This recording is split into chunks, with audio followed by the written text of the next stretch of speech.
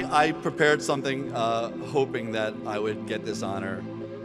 And it is such an honor to share this stage with such passionate, hardworking role models of our region. You know, this is why our breed dreams, because we believe in our hopes, in our goals, and we actually know that those goals are attainable.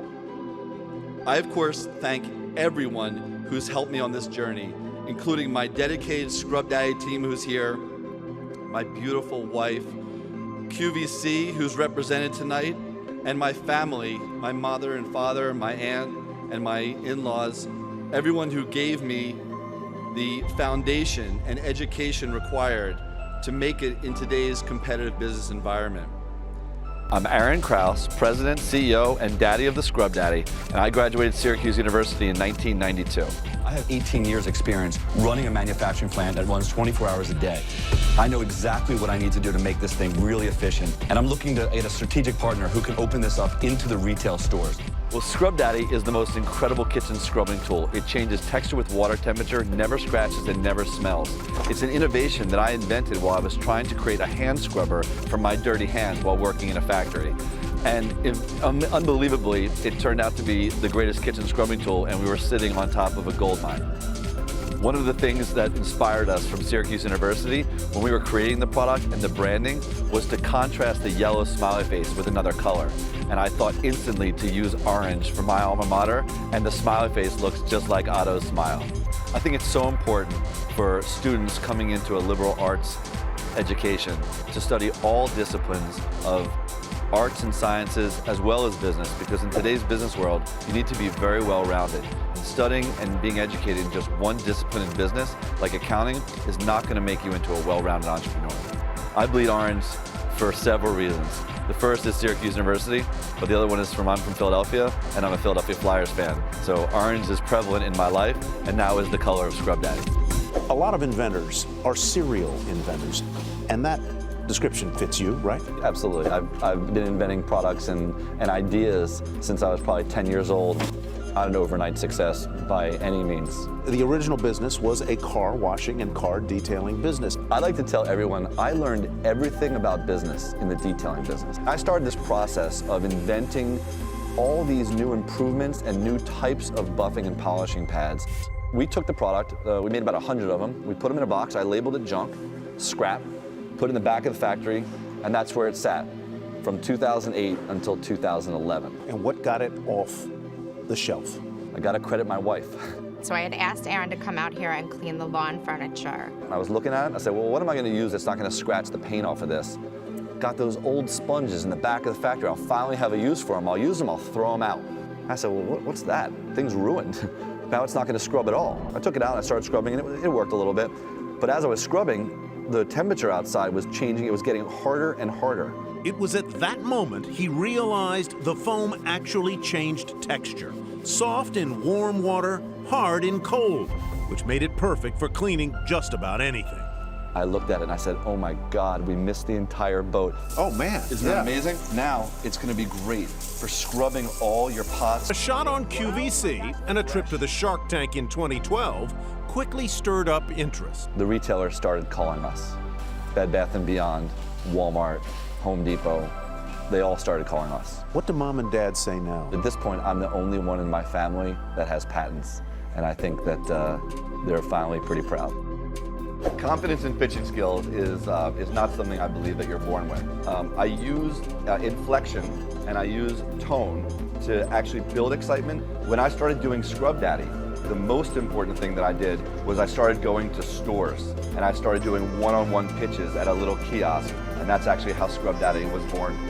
Well, you know, a lot of times inventions are not what you set out to make. Right. So this originally was supposed to be for scrubbing your hands, but I discovered, thanks to my wife, that it's the greatest kitchen scrubbing tool you ever use. Tell me how good this thing is. Okay. Well, it looks like a smiley face sponge, but it's made of this unbelievable unique material that actually changes its texture based on your water temperature. So I brought here on the set some hot water Right. and some cold water, and I want you to see, just dipping it in here for a couple seconds, completely transforms the sponge. Now, you feel it first. Nice. Well, I felt it over here. It's hard. We'll feel this one in the cold water. It completely changes. Yeah. So to show everybody really else, soft, yeah. Look here. It's 10-pound weights will completely compress it. It's soft. It's moldable. It's absorbent. So why is that important? Well, that's when you have really, really delicate, gentle applications where you want to mold it, and I'll show you that. But in cold water, look how it's hard and firm. That makes it great for all your heavy-duty scrubbing applications. Okay, let's talk about the entrepreneur in you. Sure. Let's talk about it, because honestly, this was a product that at one time you built it for people really in the automotive industry. That's right. To scrub their hands. Your wife said, I need you to clean some patio furniture. It worked, and all of a sudden you thought, I got to reinvent this. But your sales weren't there. You were $100,000. Right. Well, I call myself an inventor. I'm always tinkering with things and looking for problems and products and processes. And so one day I couldn't take the soap we were talking about before the set that's got the rocks in it. It gives me a terrible feeling. It dries and cracks your hands. So I was looking for a better solution, something to scrub my hands with. So we developed this material. It didn't work in automotive. People didn't want to use it. Yeah. Thanks to my wife, I took it home, started scrubbing the lawn furniture, rediscovered it as a dishwashing tool, started marketing again. And like I said, sometimes, the best inventions start out as something else. It's actually become the America's favorite sponge, and we're trying to help Canada embrace the same thing. It should be Canada's favorite sponge. So get this, it was $100,000 in sales. Now it's $50 million. $50 million. So what would you say to an entrepreneur out there right now? Well, I would say, number one, don't give up on your idea. Keep working on it. Try to get the funding. Shark Tank was great for us, but family and friends, banks, it's always the same way to, you want to try and find the funding. Don't overextend yourself. You're an authentic guy, but also you have to push this, you have to sell this as well. You have to be passionate about it. That's what I do in QVC all the time. One of the great things about the product is also the smile. Right. The smile actually is fully utilized. You can use it. So the mouth cleans your spoons, knives, forks, and spatulas. And is that on purpose or did that? That's right. No, it's on purpose. The eye holes, you don't even have to hold the sponge. It holds onto you, and you'll see it lets you get all the way to the bottom of your cups, your bowls, your mugs, your coffee pots. Should we do the scrub off? And you say that you should have this in the shower too. Absolutely. One of the best exfoliators you ever use. Thank you. It's not for lack of hours and hours and hours of work. So anyone who thinks this is an overnight success, let me clear the air now. This is 30 years in the making, and I turned 50 the other day. Can you believe I'm 50? I gotta well, that's just because I dye my hair for TV now because I'm on QVC a couple days a week. The last time I was watching my QVC show, I was like, who's that old guy? Oh my God, it's me. No, that's not true at all. I've seen you. We're going to get to QVC in just a minute because your pitching is so good.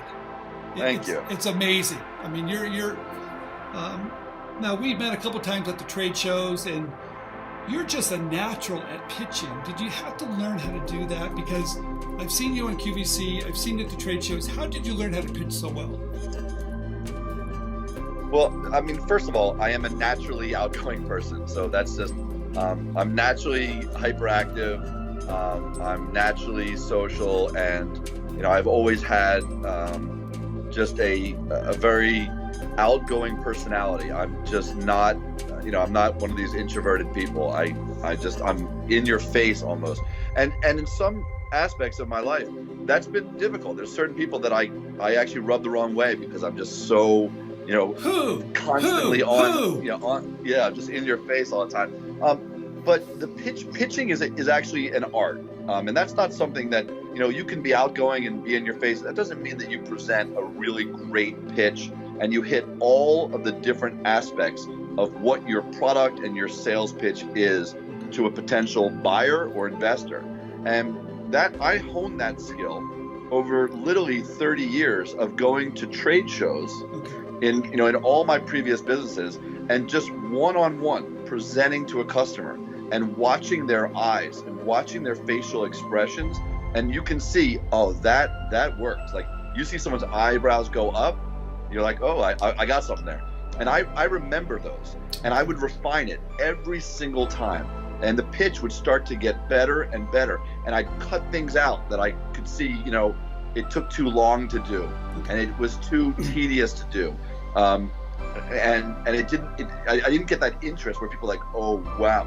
Like you see someone's facial expression go, you got them, and then you take that demo and you just expound on it, and you really you hone that skill. So I not only had done that at trade shows over years and years, but when I originally started doing Scrub Daddy, it wasn't selling in the stores.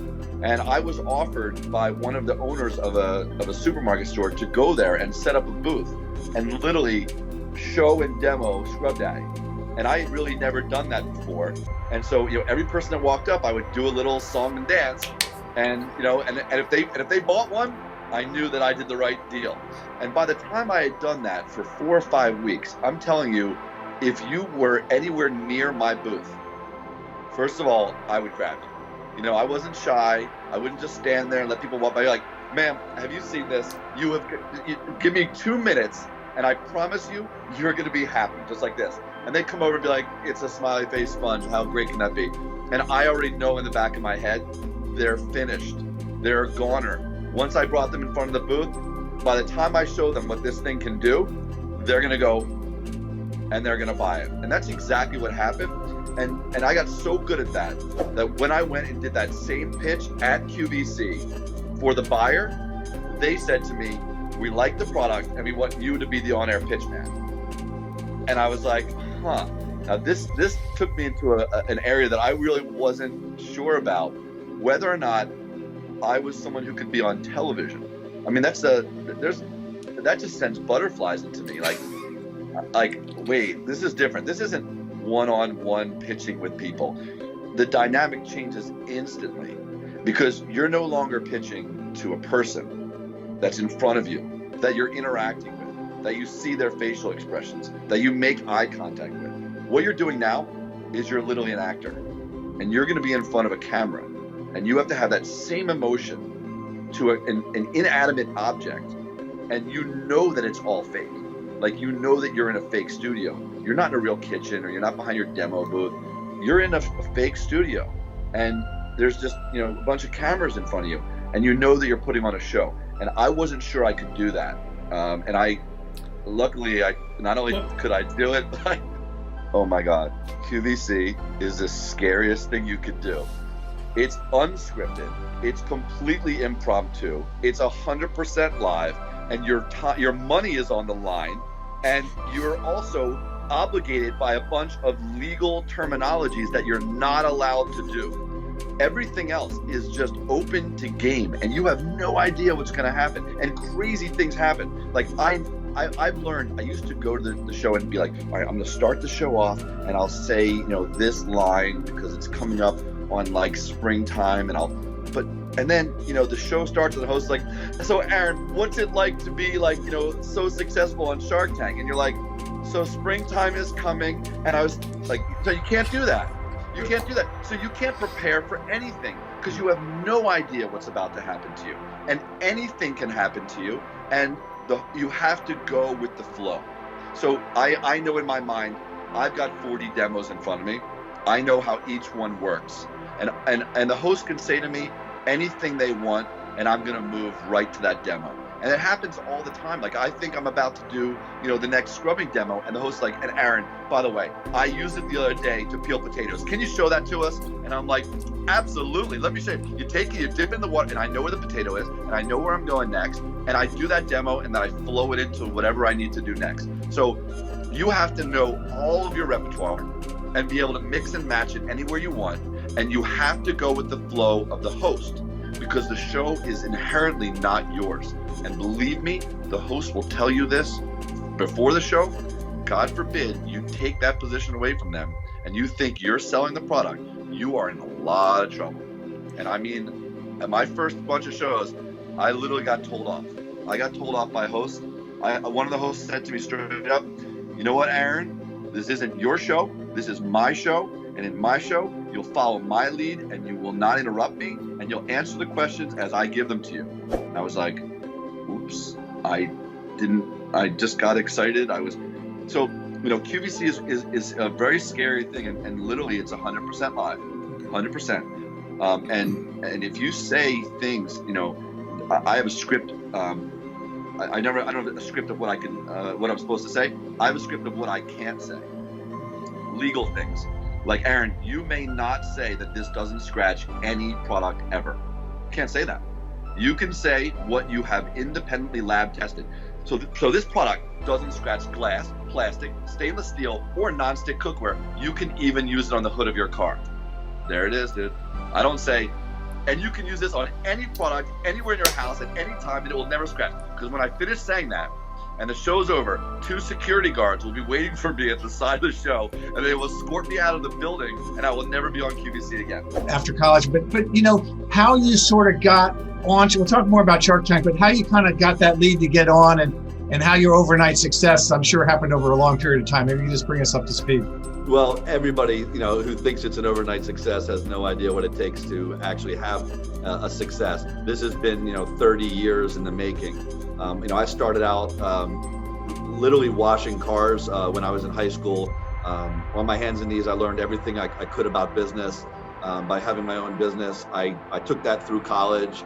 Always washed cars. I actually started a full-time car washing business when I first graduated, thinking that I was going to start what we call the Domino's Pizza of detailing, which was, they had free delivery in 30 minutes, and we had free pickup and delivery and got your car done in 3 hours. My parents were not too excited about that concept. My dad's a cardiac surgeon. My mom's a pediatrician. my sister is one of the top federal judges in the country. I graduated, Syracuse University with a minor in marketing and a degree in psychology. And my dad says, "What are you going to do?" I said, "I'm going to start my own business." He said, "Well, what kind of business do you think you'll start?" I said, "Well, I've been washing cars since I was a kid. I think I'll start that." My mom was like, "Disown him." My grandma was crying. My dad said, "You have till the end of the summer to make it into a real business and get it out of my house." That's what I did.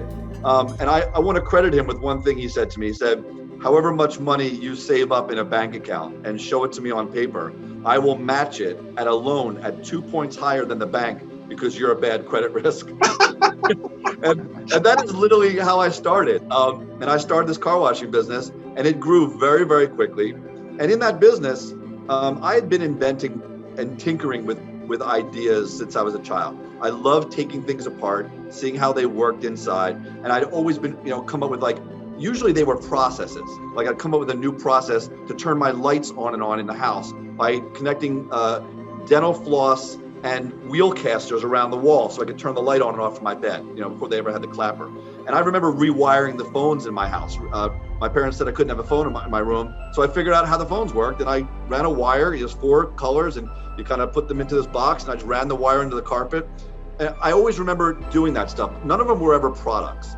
But one day in the car washing business, I actually damaged a car, and I was sure it wasn't my fault. It was the shape of the pad that I was using. And I envisioned this new shape that had beveled edges on it. And it didn't exist. And I figured out a way to make it, which is a really long story. And I don't have enough time here, I think, to give that whole story. But I figured out how to make it, and I also got my first patent on it. And I ended up selling the car washing business. I started manufacturing buffing pads. I did that from 1994 until the business was bought out by one of the largest companies in the world in 2008, 3M, who was my biggest competitor. The company. And in the acquisition, by 2008, I had invented about 14 other things and got patents on all of them. But when we went to sell the business, I wanted up here, and 3M wanted to give me down here. And the way that we got to the middle is a really interesting story. We fought for a year over it until they finally said, you need to put on paper and justify every single one of the assets of the company and give it a value. And when I did that, they went through and started crossing things out. They crossed out a brush that I invented that cleans the buffing pads. They crossed out an apron that I had cord holders on. And they crossed out a sponge that I invented for cleaning body shops and mechanics' hands, which we had called Scrub Daddy. And they carved it out of the deal. And because they didn't want it, and we weren't selling a lot of them, I put probably 100 of these things in a box and labeled it scrap, and it sat there for 5 years while I went to work as a developer and a consultant for 3M. Wow. And 5 years later, I rediscovered the product and its real meaning of life, which was doing dishes, totally by accident. My wife was nagging me to clean the lawn furniture, and I started out using a gross, moldy, Scotch-Brite sponge with a green scour on the back, and scratched the paint off of it. And my wife is screaming at me, and I was like, what am I going to use? And I remembered this box of sponges, hard, rough sponges at the office. I thought I'll use them. And that's when I discovered the texture changed, and they had made it their way to my sink. I started doing dishes with them, and really everything changed from that point. I realized that this needed to be in every household. and we started trying to market it. And we had very, very poor success. I could only get into 5 supermarkets. And the way I ended up getting it big time was I contacted the local newspaper, and I told them, you know, they were writing all these negative stories. This is 2011, about how the Chinese are taking all our jobs. We're going to go into a depression, the end of our economy. And I said, you know, you guys write all these negative stories. You never write a really positive one. Why don't you come down? I'm here in the Philadelphia area, and I'm creating new jobs, inventing new products. I sold my last company to 3M. Wait till you see what I'm going to do next. They came down, they wrote an article called He's the Daddy of the Scrub Daddy. Wow. And that's actually what I end up calling myself now. I call myself the Daddy of the Scrub Daddy. And the article went viral in the Philadelphia area. And a guy called me up and said, wow, I love your story. I love the concept. You ever heard of QVC? I think this thing could sell on television.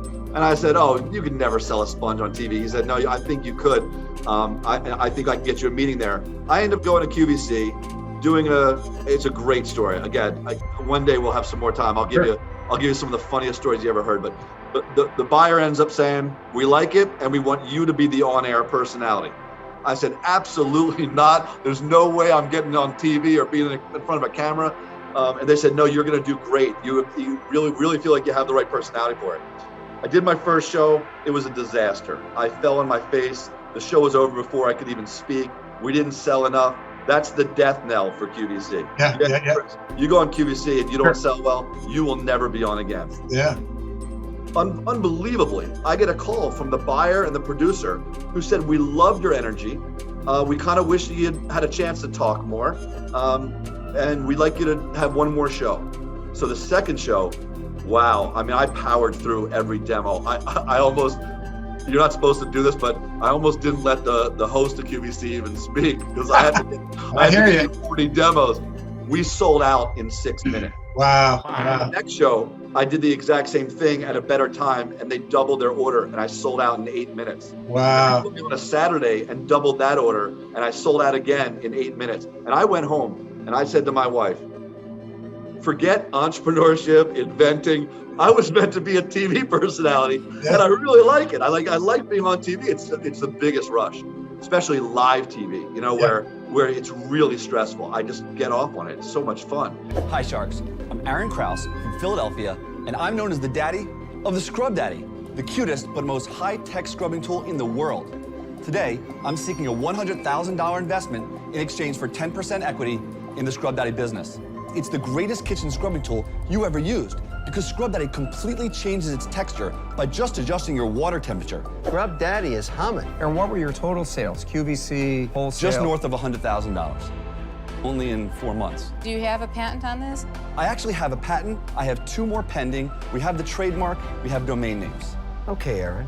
What do you need the $100,000 for? What I want to do is set up an independent manufacturing facility with automated equipment. Why do you need to go into your own facility? The biggest problem is I'm on their time schedule. Are you saying that you could be making more revenue if you were 24/7 making Scrub Daddies? The way QVC is going, and we're just about to launch in a whole bunch of stores, we're going to need that capacity. And I have 18 years experience running a manufacturing plant that runs 24 hours a day. I know exactly what I need to do to make this thing really efficient, and I'm looking to get a strategic partner who can open this up into the retail stores. I'm only in 5 supermarkets. That's it. What's your cost? The cost to make one's about $1. What are you selling them for? About $2.80. Wholesale? Wholesale. This needs to be in every supermarket, drugstore, Walgreens, It's so CVS. expensive. Mrs. Slavinsky goes to the store and picks this off the shelf and says, hey, it's a piece of foam with a smiley face on it. It costs 2 cents to make in China. That's what she's thinking. Because a Brillo pad, which is a traditional product, is what? A 20%? You're comparing it to the lowest end of the lowest end. You take it up to the highest end. Talk about the ones like Dobie pads or other pads out there that are, you know, brand names. Scrub Daddy, I think you've done a great job today, but I don't know if it's going to work in retail. I don't buy into that vision. Just in the packaging, I just don't know if I see the difference. Robert, it doesn't sell on a shelf, correct. But if you put it in display shippers, which we built, these beautiful cardboard display shippers, and it communicates the message to everyone. You're talking end caps. You're going to have to pay for those things. I've got 3,000 stores lined up right now. We're going to be in 3,000 stores. I understand, but even, okay, put aside QVC, you're still a one-product company. Them coming back to the table anytime they want. Right. I had a very good relationship with 3M. I worked with them for 5 years. I had a 3M laptop, a 3M lab book. I was literally one of the heads on their automotive aftermarket team. I was running the buffing pad division at one point. I was traveling the world. I set up 5 plants for them all over the world, in China, in Brazil, in Canada. Those plants are still operational, and they're replicas of my factory. That's great. And I had a really great experience with them. They're a really ethical, really fantastic. Yeah, they really are. They're head patent attorneys as a friend, and Kevin Rhodes, and the chairman is on the NCAI committee that I'm on in DC, and they're just really Minnesota based, right? They're just real people. Well, you know what 3M prides themselves on, right? It's innovation. Yes, yeah. They actually have an innovation center. If you ever go to 3M, you can tour the most incredible innovation center, and they've changed the world, millions of times. No, the whole story of the Post-it notes and the inventor. Yeah. They would allow him 20% of his week just to work on his own to develop stuff. So. That's unbelievable. Now, Warren, it goes to show you, right? Like how we started the paths, right? I mean, somebody said no to a box of sponges, and I started out at age 13, right? Picking something that I love to do, and it's just crazy how the paths take you and where you end up. But it's been. I'm here running the construction project on our brand new 120,000 square foot facility, and I've got my hard hat here because every few minutes I have to go out and work with the construction crews. We just built the most beautiful facility here in Pennsauken, New Jersey, and we're going to turn into our world corporate headquarters, and it is going to be breathtaking.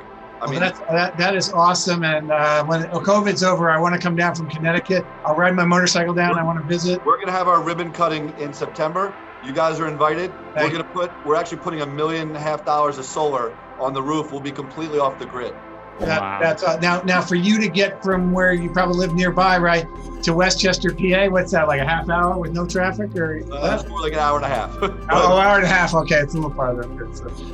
I'm glad that we're kindred spirits and we get to be friends and enjoy the growth and success. Having somebody like him who is on the ground. We are literally. I'm still involved daily with the innovation.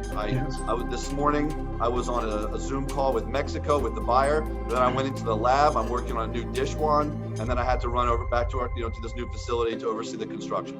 I'm still at it. Anyone who thinks that you're an overnight success and now you're sitting around eating bonbons, it's quite the opposite. No. Syracuse is a great school, but let me pre-warn anyone who wants to go there, because it is a great school. But you better like the cold and you better like snow. Because from October to May, it snows every day. Hey, you think that's bad? Hey, Lawrence, we were 3 hours north. You get the lake effect snow, so it doesn't stop snowing. That's very true. Every morning there was like a fresh inch. I was like, here. Yeah, no, it's great. It's great. But I'm glad. I'm gonna say I'm glad I went to school like that. I have some friends who, they went to Miami and Arizona, and I don't think they ever went to class. I think they were at the beach. Yeah, Syracuse is a great school. And when I was in college, there was Roosevelt, Bowie, and Louis York, and it was special to watch them. But anyway, I know our hour's coming in. And Carmine, one thing you've just talked way too much, Carmine. So just jump in here. Hey, I have a lot of questions on where people could get your coffee mug, your shirt, the necklace you're wearing, and the hat. Everyone wants to buy Scrub Daddy stuff. Okay, so the necklace you can't get. The necklace is custom, and I'll tell you, my engineer made me one out of just a piece of metal that he cut one day, and I loved it. I wear a chain all the time. My grandma made this chain, and so I started wearing this emblem, and I was living the brand literally, and then a couple years later, he's like, you can't be wearing that piece of steel that I cut, what I mean? and so he went custom made this Scrub Daddy for me, and so I wear it. And now it's turned into a little bit of a prize. Employees that work for the company for 5 years, women and men get one. They don't get a solid gold one. They get a white gold or a silver one.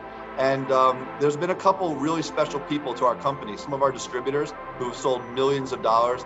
My distributor in the UK did like $4 million last year, and he got one. And the girl Vanessa, who's Vanessa Amaro, who's doing these TikTok videos for us. She just did a video and got like 12 million views on it. And can I throw one more pitch in for? Of course. So, inventors, entrepreneurs, you just ask my boy over here. We don't stop. Like, it's in your blood, and you can't stop being part of the next, and then 90% of the time, the next is a scrub daddy thing, right? But not always. So I play ice hockey. I coach ice hockey. Played for Syracuse. Thought I was going to go pro. Found out that I suck. Got my head bashed in a couple times. Realized that I should probably get a real job. But I still play and I coach. I'm a season ticket holder to the Flyers. I love hockey. And when I saw a hockey innovation come out with this new hockey stick, which has holes in the blade, it blew me away. And I had to get involved and find out more about it. I started using the stick. I bought my son one of the sticks. This stick is going to change the game of hockey forever. And it's such a major improvement. I went to the guys, I said, you guys know who I am? They were like, oh yeah.